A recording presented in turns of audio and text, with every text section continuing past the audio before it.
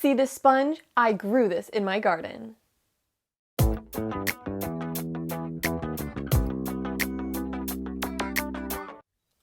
Hey crafter, my name's Amanda. You are watching Crafters Autonomous, where I give you the knowledge and skills you need to craft it yourself. So last year, in the craziness of 2020, I grew what are called loofah gourds. Loofahs are these really fun gourds that develop a sponge-like fiber that looks like this, and you can use it as a natural sponge. If you're curious what a loofah looks like, this is a loofah. This is one that's drying. I had to harvest all of mine green because of the crazy growing season, but basically these gourds grow, they develop fibers, and then they dry out and look a little something like this, and then you peel it to get the fiber. So you might be able to hear the seeds rattling around in this one because it's really dry. Make sure to stick around to the end of the video because I don't know if this is actually a viable loofah. It might have totally rotted, but I'm gonna peel it at the very end of the video. So if you wanna see me peel this one, stick around to the very end. But anyways, loofah fiber makes for great sponges, and today I'm going to show you 3 different ways you can make soaps and incorporate loofah sponges into your soaps. Now I'm going to use a simple melt and pour base for my soap. You can of course do cold process soap if you're into that and the whole saponification process, but melt and pour soap is easy and cost effective. So I'm using this soap from Hobby Lobby. It is a glycerin melt and pour base, and of course I used a coupon on it. From Hobby Lobby I also grabbed some soap dyes and I made sure that they were for glycerin soap. And I'm also going to use essential oils to add a scent. I already have some doTERRA oils on hand, so I'm just going to use those. But whatever oils you use, make sure that they are safe to be used topically. Now you don't have to go with a glycerin base like I am. You could use a goat's milk based soap, or you could do an actual cold process soap. I personally really like using the glycerin base because it's clear and you can see the really pretty loofah fibers through the soap. Melt and pour soap is basically what it sounds like. You melt the soap base, you pour it into your mold, simple as that. But before we start melting our soap, we need to make sure everything is ready for soap pouring. That means we need to prep our molds, we need to prep our loofahs, and have everything ready to go because once the soap is melted, we want to work fast enough so the soap doesn't have time to cool and reharden. I'm using a variety of items for molds, and my favorite is to use plastic containers because they don't cost me anything and they are so easy to get the soap out of. So I've got a sour cream tub, a cream cheese container, and then this one is from some minute brown rice. Now as a quick note, plastics do have the potential to leach bad chemicals into your soap, but all these plastic containers came from food, so it's not like I'm exposing myself to chemicals I haven't already been exposed to when I ate the food from these containers. Now also there's the potential your soap is so hot it melts the plastic, but it would have to be excessively hot for that to happen, but just keep that in mind when you're working on this. Another idea for molds is to use baking trays like muffin tins or a bread pan. Now the muffin tins work great for one of the soap styles I'm going to show, but they are a little harder to get the soaps out of. I'm going to show you some tips though to make that work. And lastly, of course, you could use a silicone soap mold, but I didn't want to spend the money on molds when I can use these items for free. Once I selected my molds, I'm going to prep my loofahs. So I'm showing 3 styles of loofah soap today, which I'm going to call the body bar, the soap round, and the exfoliating scrub. The body bar design is my personal favorite. For this method, we need a rectangle container. I've got this cream cheese container and a bread tin, and basically we're going to cut a piece of loofah that is as long as our container and then lay it flat long ways inside the mold. Then I'll fill the container about halfway with soap, encasing the bottom half of the loofah while the top half remains exposed. Then you end up with a sponge built into your soap to use in the shower. The second design I'm calling the soap round. Instead of laying my loofah flat in the container, I'm cutting out a small circle of loofah and laying it in the mold so that the cut end is exposed instead of the side of the loofah. Again, we fill this halfway with soap, so half is encased in soap and the other half of the loofah is exposed for scrubbing. The last method I'm calling the exfoliating scrub. The idea here is we chop up a loofah, mix it in with the soap, and pour it into whatever mold we want to use. I don't have any kind of fancy chopper, so I am going the very tedious cutting by hand with scissors method. To finally chop the loofah with scissors, what I found worked best was to cut thin strips of the loofah, gather the strips together in a bundle, and then chop through the bundle a little at a time with scissors. Now, if you have some kind of food processor or grinder, this would make this part so much easier, but the scissors were the best method I had available to me. One other note on this exfoliating scrub method, you will need to be careful where you use the soap because as you use the soap, the chopped loofah will fall out of it. And although loofah is a natural fiber and will decompose eventually, it will survive for many, many years. So be careful that you don't clog your drain. So once we have our loofahs and molds ready, we need to make sure we have rubbing alcohol on hand. This will help our soaps release from the molds, although it is not foolproof. More on that later, but just have some handy. Alright, let's start making the soap. I started by cutting my soap into smaller chunks and filling a measuring cup. You can melt the soap base using a double boiler, where you would place this cup of soap in a pot of boiling water, but the microwave is both easier and faster, so that's what I'm doing. I microwaved it on high power for 30 seconds, stirred, and then popped it back in for additional 10-second intervals.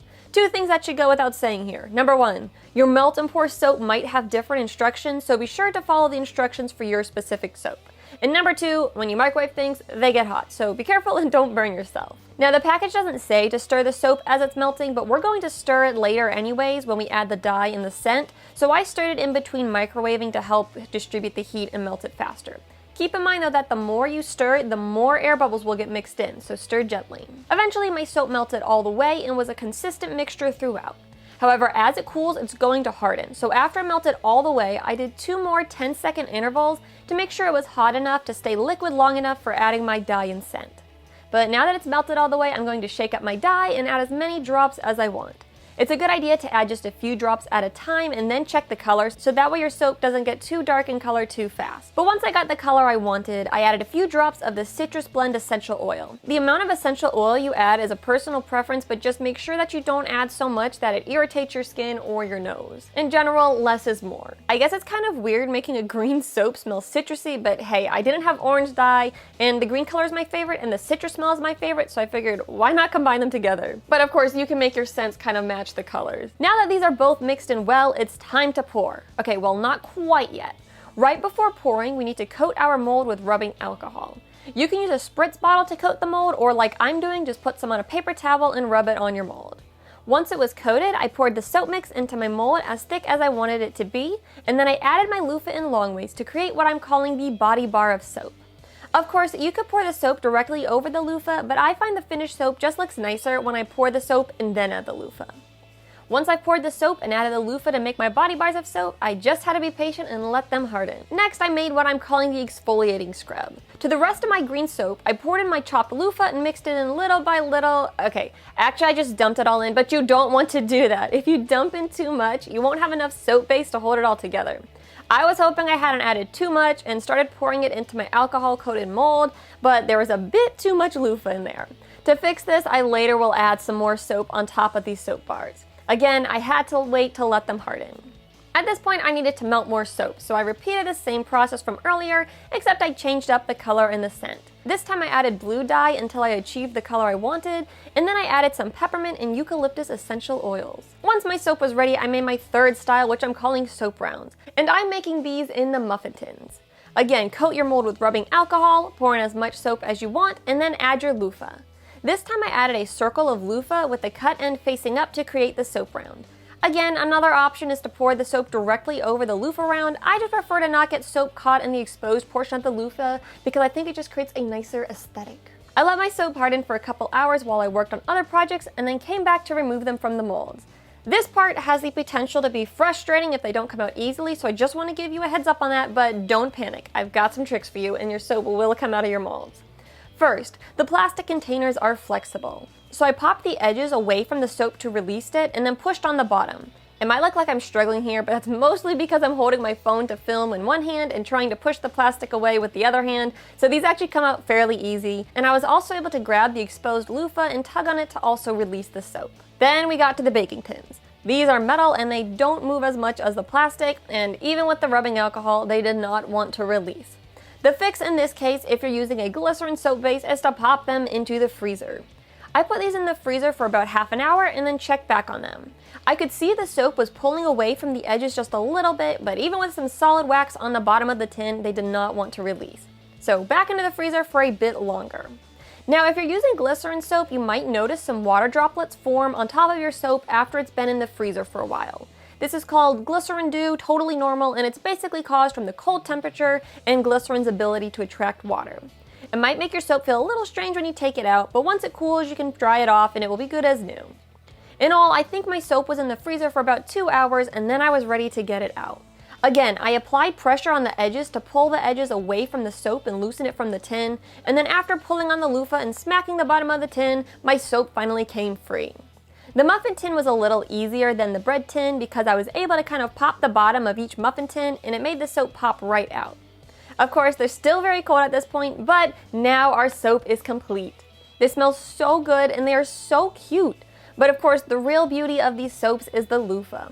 The body bar works great in the shower because the loofah gives the soap a nice lather while gently exfoliating your skin.